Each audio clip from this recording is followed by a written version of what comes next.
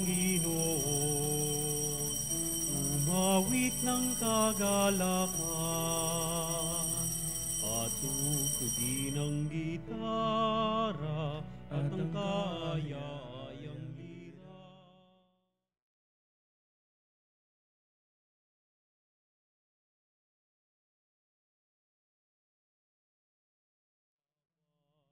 Sa Diyos tayo'y tumawag, sa ating mga kaaway, tayo ay Kanyang iniligtas.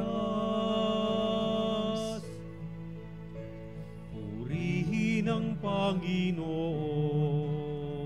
umawit ng kagalakan, at tugtugin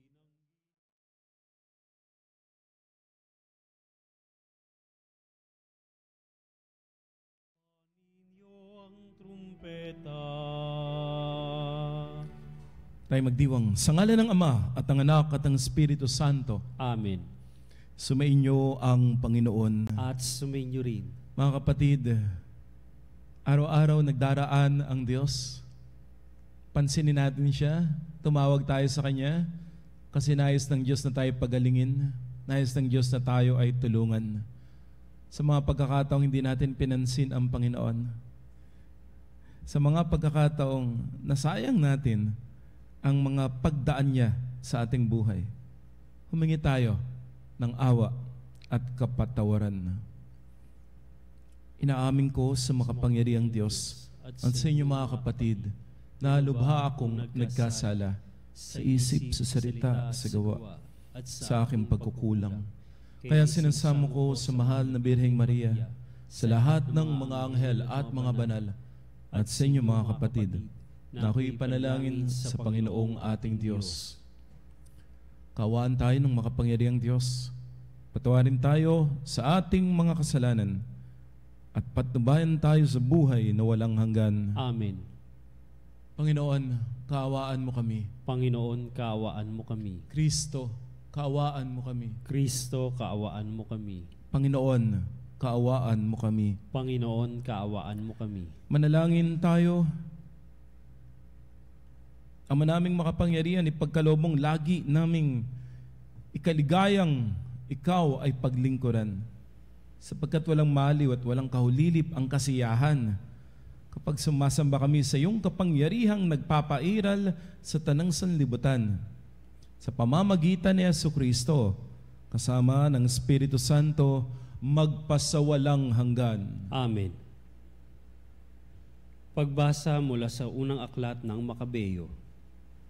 Noong mga araw na iyon, may sumipot na masamang binhi. Ito'y si Antioco Epiphanes, ang anak ni Haring Antioco. Siya'y isa lamang bihag sa Roma, bago nagmana ng kaharian. Nagsimula siyang maghari ng taong 137. Noong kapanahunan ni Antioco Epiphanes, may lumitaw na mga masasamang Hudyo na ayaw sumunod sa kautusan. Bagkus ay inaakit pa ang mga mamamayan na makipagkasundo sa mga hintil sa palibot nila. Makipagkasundo na tayo sa kanila. Wala naman tayong nakikita sa hindi pakikipagkasundo, kundi pawang kamalasan. Wika nila. Ang ganitong panukala ay nagustuhan ng marami at ang ilan sa kanila'y agad nagpunta sa hari upang humingi ng pahintulot na sumunod sa mga tuntuning hentil. Pumayag naman ang hari. Nagtayo sila ng isang malaking palaruan sa Jerusalem, alinsunod sa kaugalian ng mga hentil.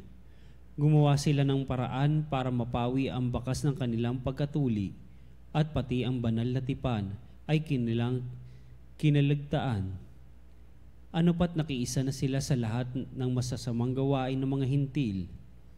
Ang hari ay nagpalabas ng isang kautusan para sa buong kaharian. Inuutos niyang maging isa ang tuntunin sa bansa. Kaya't ipinagbawal niya ang dating kautusan at ang relihiyon. Lahat ng hintil ay sumang-ayon at marami ring Israelita ang sumunod. Naghandog din sila sa mga Diyos-Diyosan at nilabag ang araw ng pamamahinga. Noong taong 145, ika-15 ng buwan ng Kislev, si Haring Antioco ay nagpatayo ng kalapastanganang walang kapantay sa altar ng pinagsusunugan ng mga hain. Nagpatayo rin siya ng mga dambanang pagano sa lahat ng lungsod sa palibot ng Judea, kahit sa mga harap ng bahay at mga lansangan. Pinagsusunog ng kamanyang ang mga tao. Lahat ng makitang mga balumbon ng kautusan ng Diyos ay sinira at sinunog. At ang sinumang mahuling nagtataglay ng balumbon ng tipan o sumusunod sa kautusan ay ipinapatay. Sa kabila ng lahat ng ito, marami pa rin mga Israelita ang nananatiling tapat at hindi kumain ng anumang pagkaing marumi.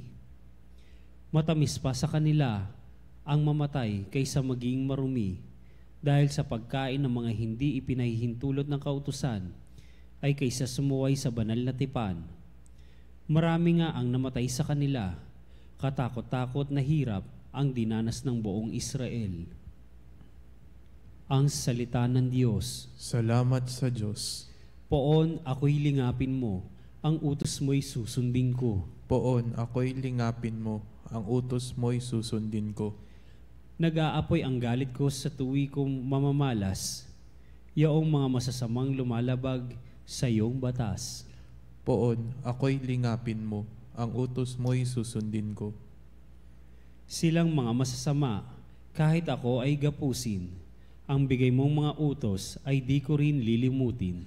Poon ako'y lingapin mo, ang utos mo'y susundin ko. Sa sino mang naghahangad na ako ay alipinin, iligtas mo ang lingkod mo at ang utos mo ang susundin. Poon ako'y lingapin mo, ang utos mo'y susundin ko. Palapit na ng palapit ang sa akin umuusig, mga taong walang galang sa utos mong isinulit. Poon ako'y lingapin mo, ang utos mo'y susundin ko. Iyang mga masasamay tiyak na di maliligtas, dahilan sa kautosang hindi nila ginaganap. Poon ako'y lingapin mo, ang utos mo'y susundin ko. Nagdaramdam akong labis kapag aking namamasdan, yaong mga taong taksil na laban sa kautosan. Poon ako'y lingapin mo, ang utos mo'y susundin ko.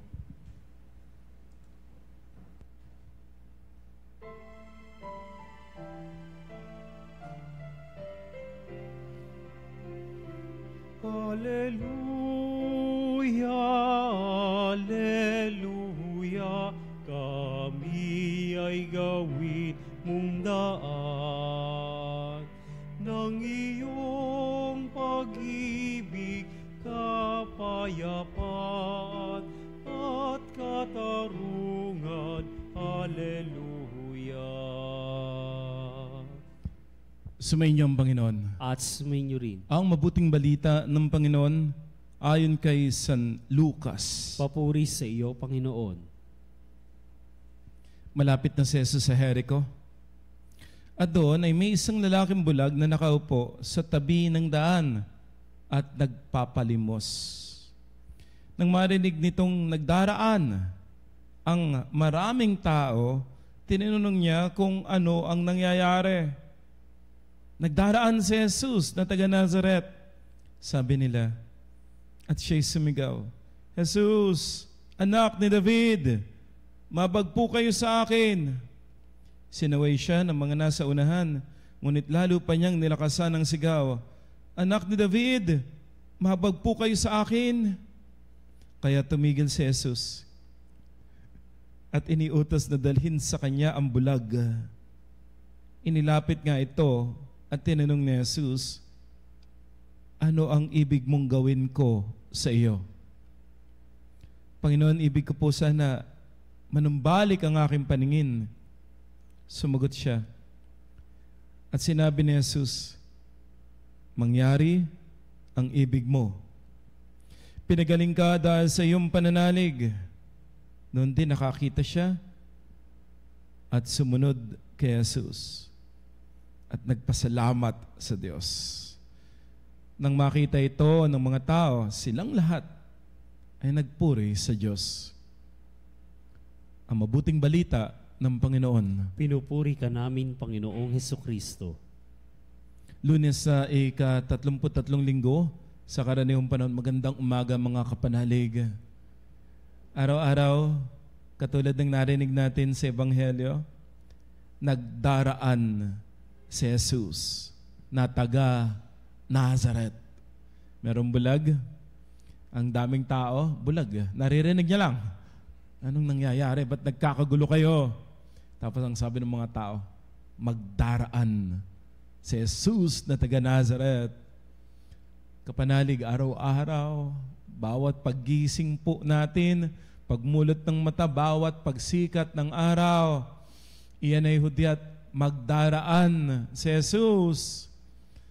Pero anong gagawin mo pag nagdaraan si Jesus? Ito pong tawagin nating Bartimeo. Wala namang pangalan dito kay Lucas, pero kay Marcos po'y may pangalan. Ang tawag sa kanya Bartimeo. Ito po'y bulag.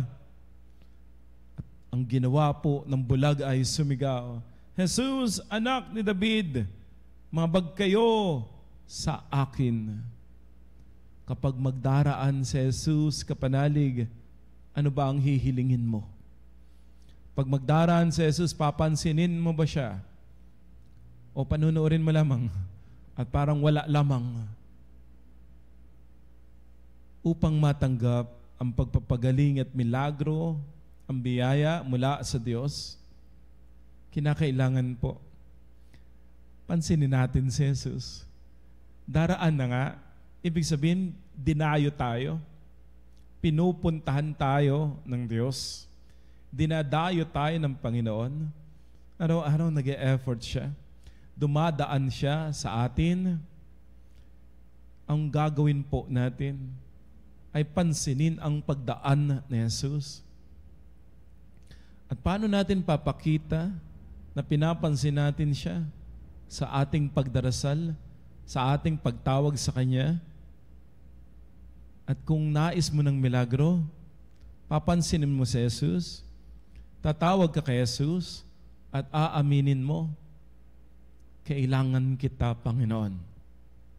Kapanalig, kaya mo bang aminin na hindi mo kayang pagalingin yung sarili mo mula dun sa sakit na iniindam mo ngayon? Kaya mo bang aminin na yung problema na yan, napakalaki, na hindi mo talaga kayang solusyonan?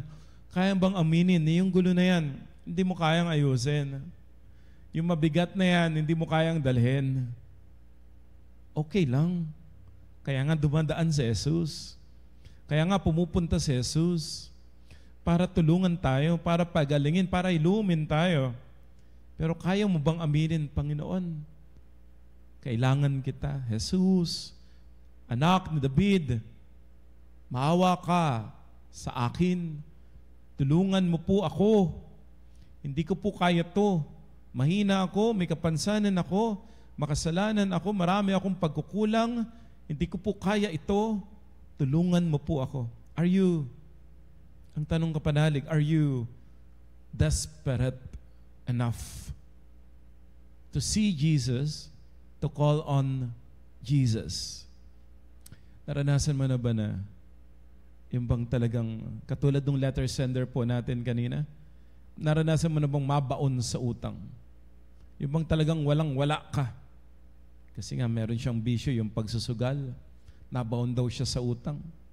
Naranasan mo na ba yan? Wala kang magawa. Sinubukan mo naman pero hindi mo talaga kayang umahon, hindi mo kayang kumawala doon sa bisyo na kung saan ay nakulong ka na. Are you desperate enough to call on Jesus? Desperado ka ba? At inaakaya mo bang aminin na hindi mo kayang mag-isa? Naranasan mo na ba yung hirap na hirap, walang pera, kumakalam ang sikmura, hindi mo alam kung anong kakainin mo mamaya? Naranasan mo na ba na maputulan ka ng kuryente? Meron na bang naputulan sa amin? Kasi merong napuputulan ng kuryente. Kami po yung nasa isla. May mga tao po talaga, hindi kaya. Hindi kaya magbayad ng Meralco, ng kuryente. Puputulan. Meron akong kakilala, naputulan siya ng kuryente. Hindi siya makabayad. Pinagtawanan daw siya nung kapitbahay niya. Oh, naputulan ka ng kuryente, ano? Biniro na lang daw niya yung kapitbahay niya. At ang sabi na lang daw niya ay, ano ba ang pakialam mo? Sa gusto kong mag candlelight dinner. At least wala talagang kuryente. Kapanalig, ang hirap nun. Ang hirap nun. Tinatawanan na lang po niya, ano? At may mga pagkakataon, nakikisaksak na lang ng TV sa kapitbahay. Kasi nga, naputulan eh. Ang hirap po. Naranasan mo na ba yung ibang, wala kang matulugan?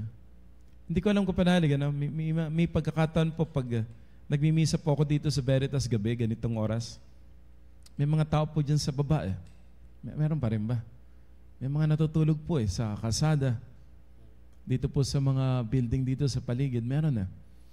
May mga pagkakataon, mag-iiwan ng biskwit, mag-iiwan ng pandesal. May mga tao po, wala talagang matuluyan. Pero kapanalig, kayang bang aminin na ang Diyos lamang ang makatutulong sa iyo? Ang Diyos lamang ang makapagbabangon sa iyo? O wala kang pambayad, kayang bang aminin na ang Diyos lamang ang makapagbibigay sa iyo ng pambayad sa mga utang mo? Ang Diyos lamang ang makapagbibigay sa iyo ng pagkain, ng lakas, ng kagalingan. Ang Diyos ang gagawa ng solusyon doon sa buhay mo. Are you desperate enough para sabihin yung sinabi nitong bulag, Jesus, anak ni David, mahabag kayo sa akin. Kasi po pinigilan tong bulag eh. Pinagsabihan siya, huy, psst, ingay ka dyan. Tumigil ka dyan. Pulubi eh. Minsan may ganun eh, yung mga beggars, pinapaalis, mabaho, marumi. Pinapaalis na lang, di natin pinapansin. Kaya pinapaalis siya ng mga tao eh. Pero hindi siya nagpapigil eh. Are you desperate enough, kapanalig, na kung may mga tao na parang humahad lang sa'yo, may mga sitwasyon na parang pumipigil sa'yo upang magtagumpay. May mga problema ka na, pero dumadating pa, ang mas marami pang problema. Are you desperate enough para lakasan palalo ang pagdarasal mo? Laliman palalo ang iyong pananalig sa Diyos.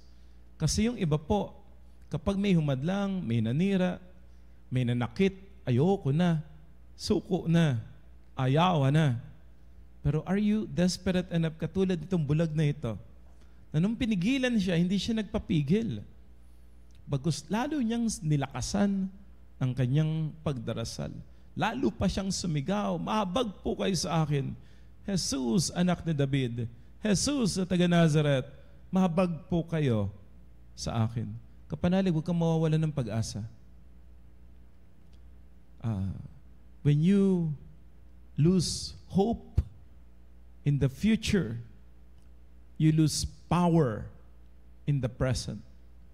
Kapag ikaw nawalan ka ng pag-asa na lalakas ka pa, makababangon ka pa, nawalan ka ng pag-asa na bubuti pa, gaganda pa ang iyong bukas, mawawalan ka ng power sa kasalukuyan. Ibig sabihin, mawawalan ka ng gana, mawawalan ka ng motibasyon, tatamarin ka na lang, iiyak ka na lang, magmumukmo ka na lang. Baka manisi ka na lamang ng ibang tao, magalit ka na lamang sa ibang tao, sa mundo, baka magalit ka pa sa Diyos. Kasi wala nang pag-asa eh.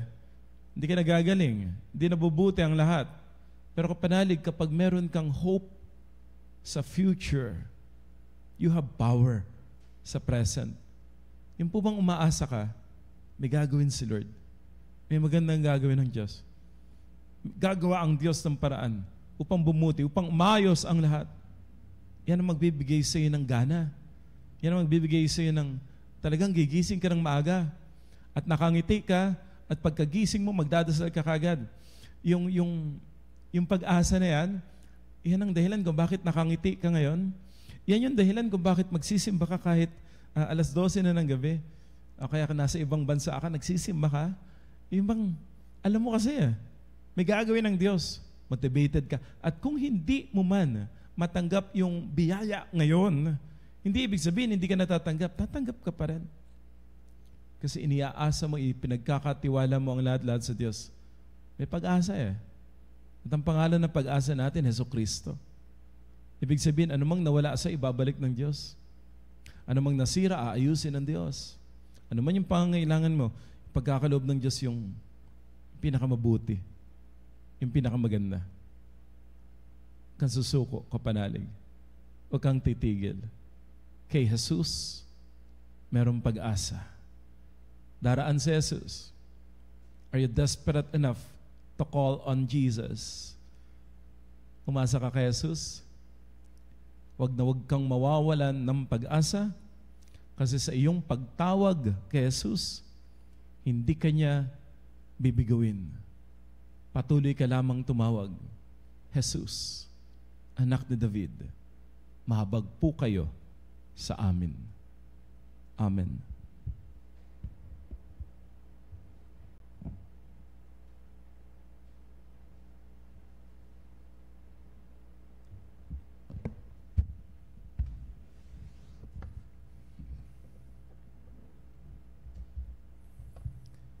Hilingin natin sa Diyos Ama na buksan ang ating mga mata upang malinaw nating makita ang kanyang daan at sundan siya ng buong puso. Panginoon, sinagan mo kami ng iyong liwanag. Panginoon, sinagan mo kami ng inyong liwanag. Ang mga pinuno ng simbahan, sa pamamagitan ng kanilang huwarang pamumuhay, naway maipakita sa atin ang daan patungo sa kaharian ng Diyos, amang nasa langit. Manalangin tayo sa Panginoon. Panginoon, sinagan mo kami ng inyong liwanag. Sa pamamagitan ng ating paggawa ng kabutihan, naway palagi nating bigyang pansin ang mga hinatulan, tinanggihan, at hindi minahal sa ating lipunan. Manalangin tayo sa Panginoon. Panginoon, sinagan mo kami ng inyong liwanag. Katulad ng bulag ng Jericho, tayo naway magkaroon ng matatag na pananalig sa nakapagpapagaling na presensya ni Jesus at sundan siya sa daan ng buhay. Manalangin tayo sa Panginoon. Panginoon, sinagan mo kami ng inyong liwanag. Ang mga may sakit at mga nagdurusa sa kalabuan ng paningin o pagiging bulag, naway makatagpo ng kagalingan at kasiyahan. Manalangin tayo sa Panginoon. Panginoon, sinagan mo kami ng inyong liwanag. Ang mga yumao, naway tumanggap ng walang hanggang kapayapaan at liwanag sa kaluwalhatian ng kaharian ng Diyos. Manalangin tayo sa Panginoon. Panginoon, sinagan mo kami ng inyong liwanag. Ama naming nasa langit, punuin mo kami ng iyong pagmamahal at pawiin mo ang kadiliman sa aming buhay upang mabuhay kami sa liwanag ni Kristo. Ang iyong anak na nabubuhay at naghahari, kasama mo ngayon at magpa sa walang hanggan. Amen.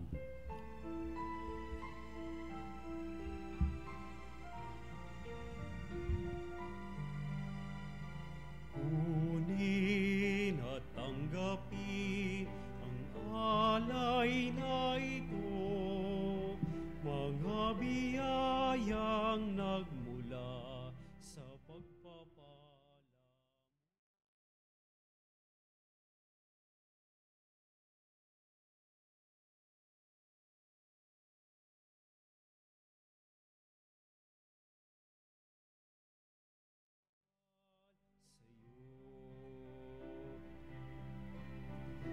Tinapay na nagmula sa butil ng trigo, pagkain nagbibigay ng buhay mo.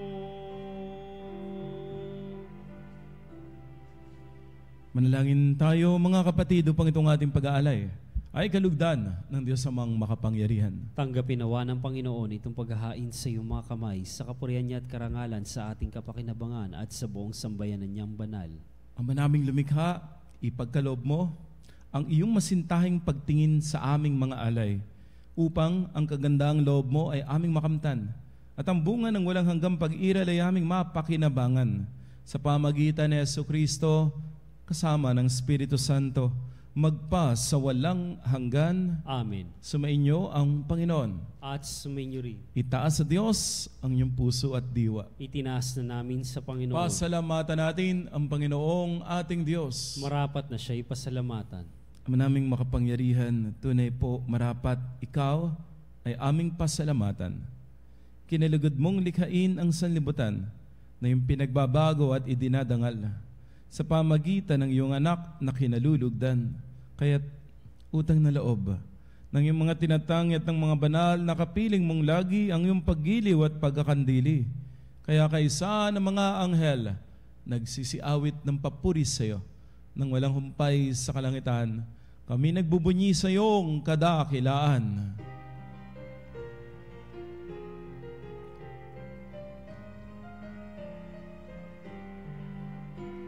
Santo, Santo, Santo, Panginoong Diyos na makapangyarihan, napupuno ang langit at lupa ng kalwalhatian mo.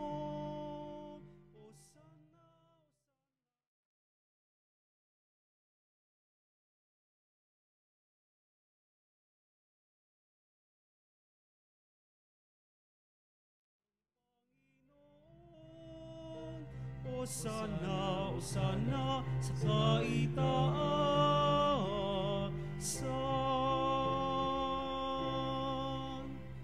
Ama naming banal, ikaw ang bukal ng tanang kabanalan.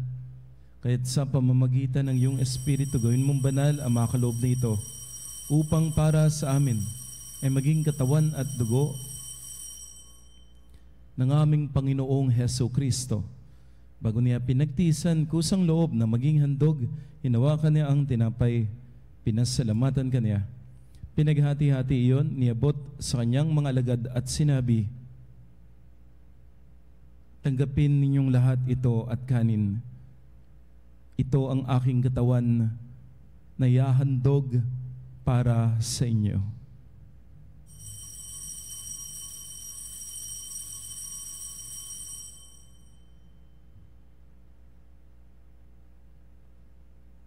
Gayun din naman nung matapos ang hapunan, hinawakan niya ang kalis. Muli kanyang pinasalamatan. Inibat niya ang kalis sa kanyang mga alagad at sinabi, tanggapin ninyong lahat ito at inumin ito ang kalis ng aking dugo, ng bago at walang hanggang tipan, ang aking dugo na ibubuhos para sa inyo at para sa lahat, sa ikapagpapatawad ng mga kasalanan. Gawin ninyo ito sa pag-alala sa akin.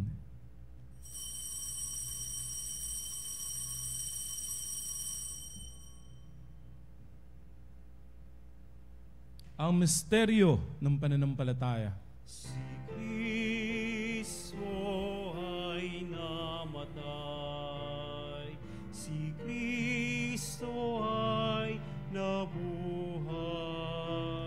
si Kristo ay babalik sa wakas ng panahon.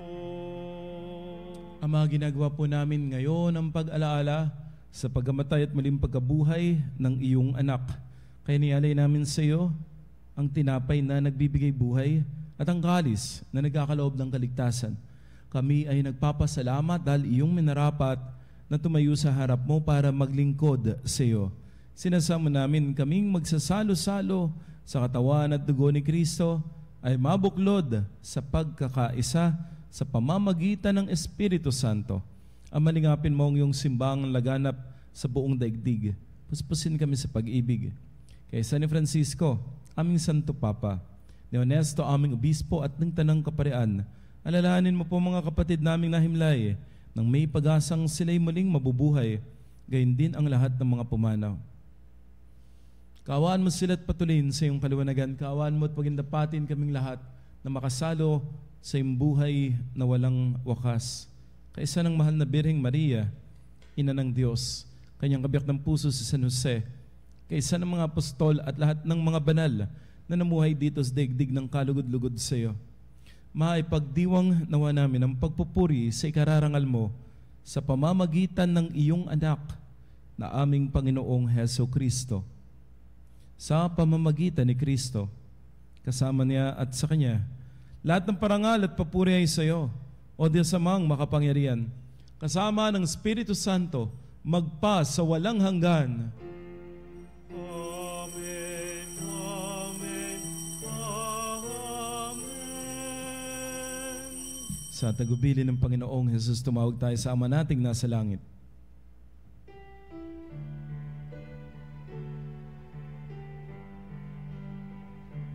Ama namin, sumasalangit ka, sambahin ang ngalan mo. Mapasa amin ang kaharian mo.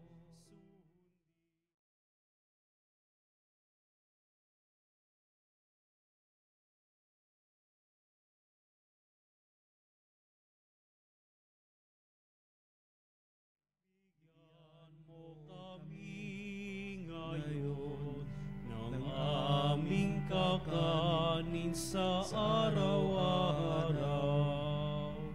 at patawarin mo ang aming mga sala.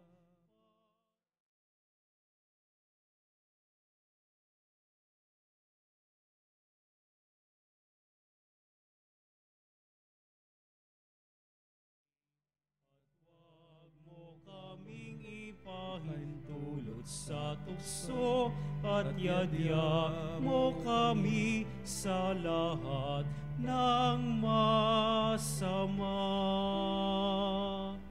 Niling po namin kami yadya sa lahat ng masama, pagkalooban ng kapayapaan araw-araw, ligtas sa kasalanan, at ilayo sa lahat ng kapahamakan, samantalang aming pinananabikan ng dakilang araw ng pagpapahayag ng tagapagligtas naming si Jesucristo. Sapagkat sa iyong kaharian at ang kapangyarihan at ang kapurihan magpakailanman. Amen. Panginoong Jesucristo, sinabi mo sa iyong mga apostol, kapayapaan ang iniiwan ko sa inyo, ang aking kapayapaan ang binibigay ko sa inyo.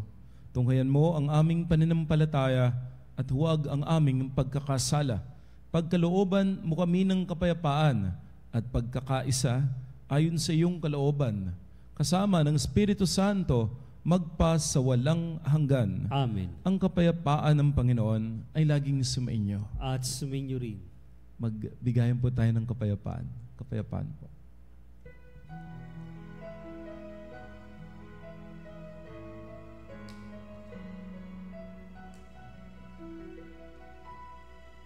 Kordero ng Diyos na nag-aalis ng mga kasalanan ng mundo, maawa ka sa amin.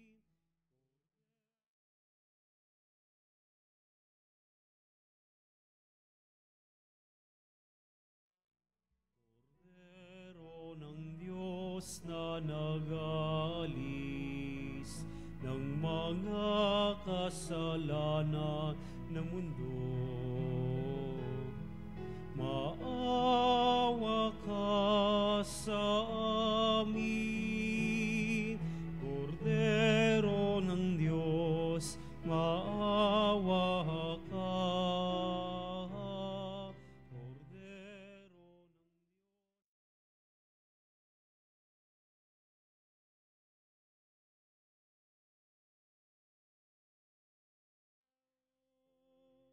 ng ipagkaloob mo sa amin ang kapayapaan.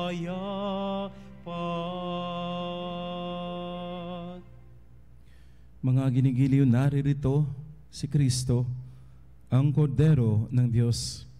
Siya ang nag-aalis ng mga kasalanan ng sanlibutan. Buksan natin ang ating puso at tanggapin si Jesus sa banal na piging. Panginoon, hindi ako karapat-dapat na magpatuloy sa iyo, ngunit sa isang salita mo lamang ay gagaling na ako.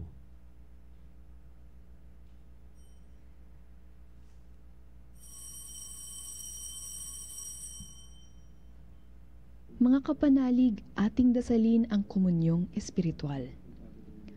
O Jesus, nananalig ako sa pananahan mo sa kabanal-banalang sakramento. Minamahal kita higit sa lahat at hangad ka ng aking kaluluwa. Hindi ko man matatanggap ngayon ang iyong katawan at dugo, inaasahan ko na patuloy kang mamumuhay sa aking puso. Naniniwala ako na narito ka at kaisa ka ng aking buong pagkatao. Huwag mong ipahintulot na mawalay ako sa iyo. Amen. Panalangin sa Birhen ng Katotohanan. O Birhen ng Katotohanan, Ina ni Jesus, ang nagkatawang taong salita, salamat sa iyong anak. Tinatanggap ko siya bilang aking katotohanan at kaligtasan. Sa pakikinig sa salita ng Diyos, tulungan mo akong maging malaya. Sa oras ng hirap at pagsubok, linawin mo sa akin na nasa krus ang tagumpay. Sa aking paglalakbay, akayin mo ako sa buhay ng paglilingkod at sa buhay na ganap at kasiyasiya. Kupkupin mo ako at ang aking mga kapanalig na nakikinig, natututo at nagmamahalan. O Maria, Birhen ng Katotohanan, ipanalangin mo kami. O Jesus, ikaw ang daan, ikaw ang katotohanan at ikaw ang buhay. Iligtas mo kami. Amen. Manalangin tayo.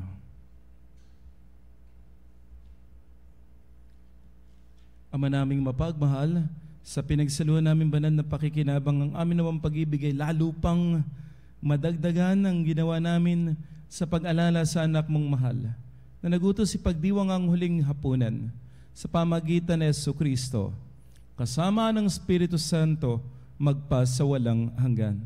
Amen. Pagdasal po natin ang ating mga yumaong mahal sa buhay. Panginoon naming Diyos, Ama, Ikaw po ang dahilan ng aming pagsilang at pag-iral. Sa iyo galing ang aming hiram na buhay. Buong kababaang loob kami ay nananalangin at kami nagmamakaawa na kalugdan mo ang mga kaluluwa ng mga pumanaw sa mundo na ito. Sila nawa ay magkamit ng buhay sa iyong piling. Alisin mo ang anumang karumihan ng kasalanan upang sila'y maging marapat sa iyong walang hanggang kalinisan. Iahon mo ang mga kaluluwa sa purgatorio at bigyan sila ng puwang sa iyong kaharian sa langit. Kapayapaan kailanman, O Panginoon, ang iyong igawad sa mga yumaong nagsipanaw. Sila nawa ay silayan ng iyong ilaw na walang hanggan. Amen. Amen. Mga panalig, bilang pagtatapos ng ating huling linggo, sa karaniwang panahon, tumawag ka lamang, hindi ka ipapahiya ng Diyos. Tatanggapin mo ang kagalingan na tanging Diyos ang makapagbibigay.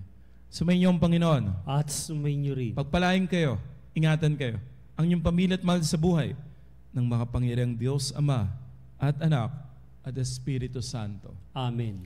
Naihain ang banal na misa. Humayo kayo sa kapayapaan, nananalig kay Jesucristo ang Nazareno.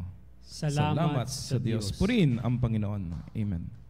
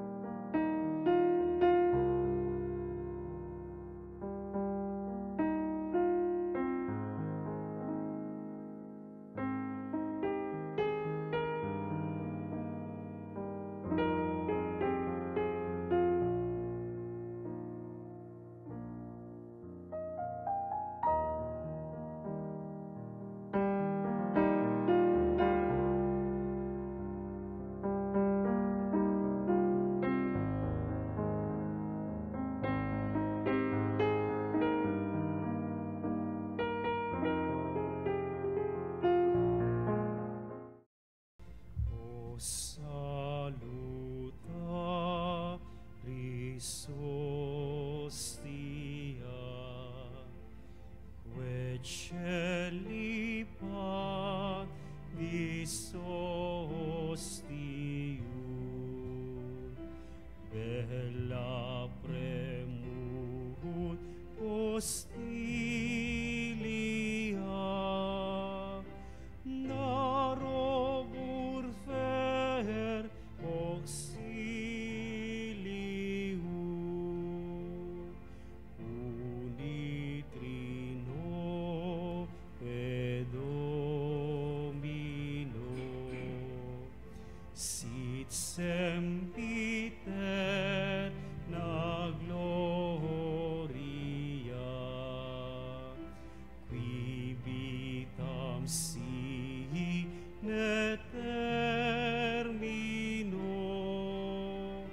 nobis donet in patria.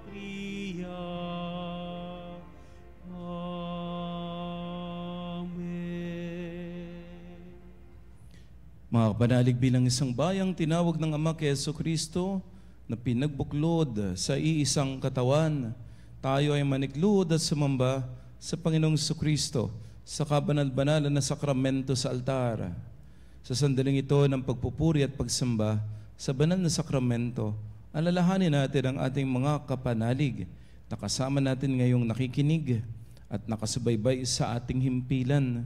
Lalo't higit ang ating mga may sakit at mga nakaratay na sa banig ng karamdaman, ang mga nasa pagamutan at kanilang tahanan, at ang lahat ng tanging sa Diyos lamang umaasa ng kagalingan.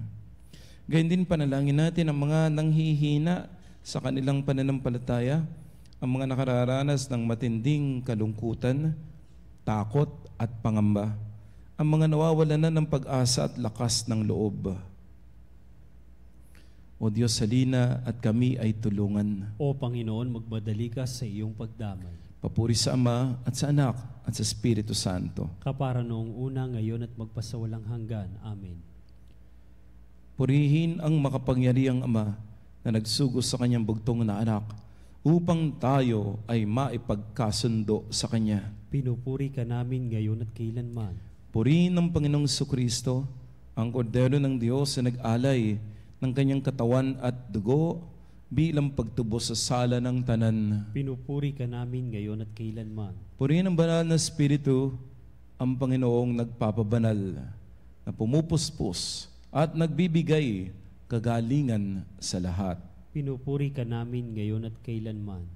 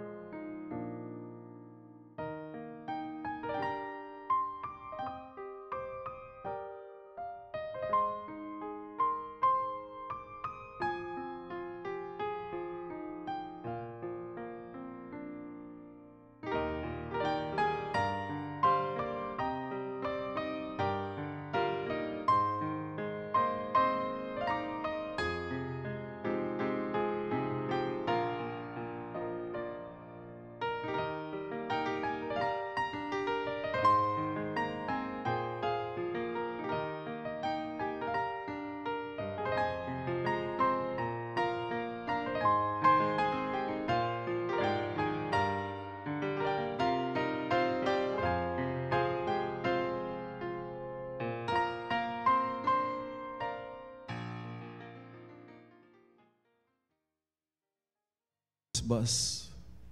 Makapangyarihang Diyos na walang hanggan, Ikaw ang aming Panginoon at butihing Ama. Sa iyong pagpapala, ipinagkaloob mo ang lakas sa aming kahinaan.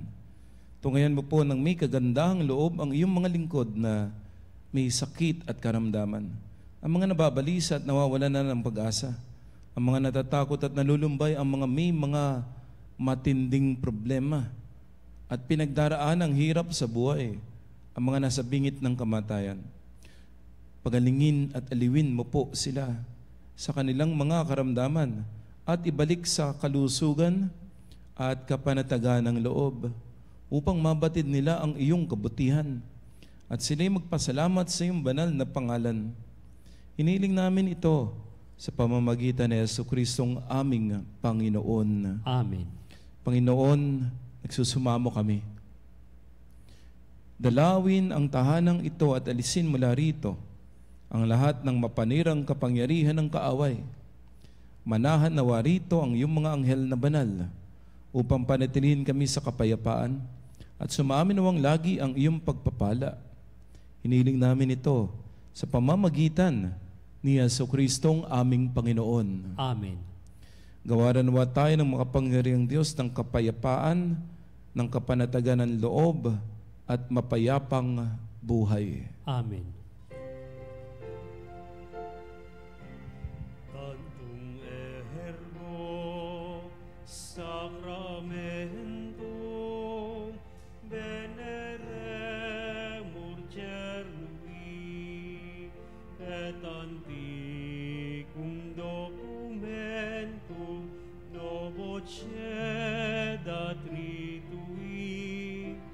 Prestet fides supplementum sensum defectui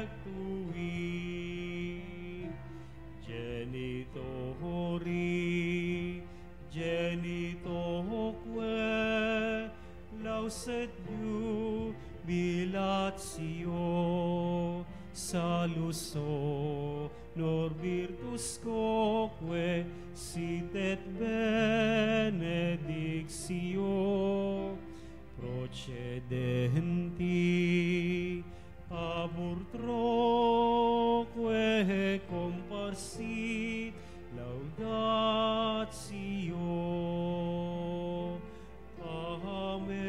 Amen. Amen. Panem de cielo presis eis, Omne delectamentum in se habente. oremus.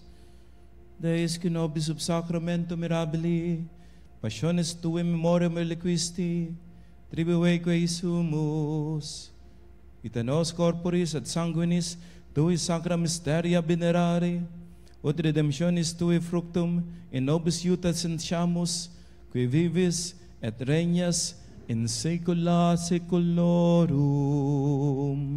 Amen.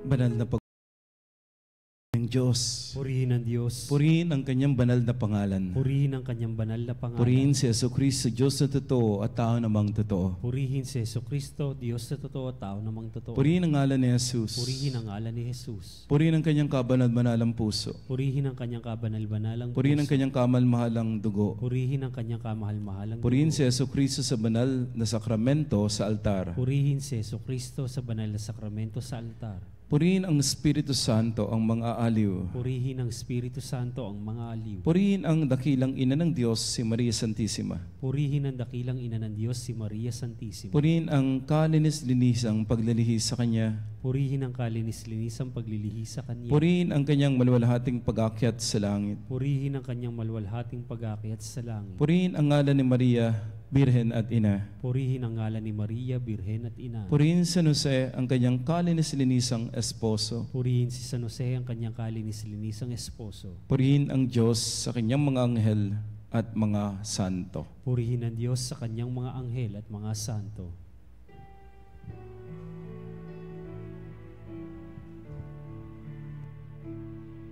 O Sacrament most holy, O Sacrament divine, all praise and all thanksgiving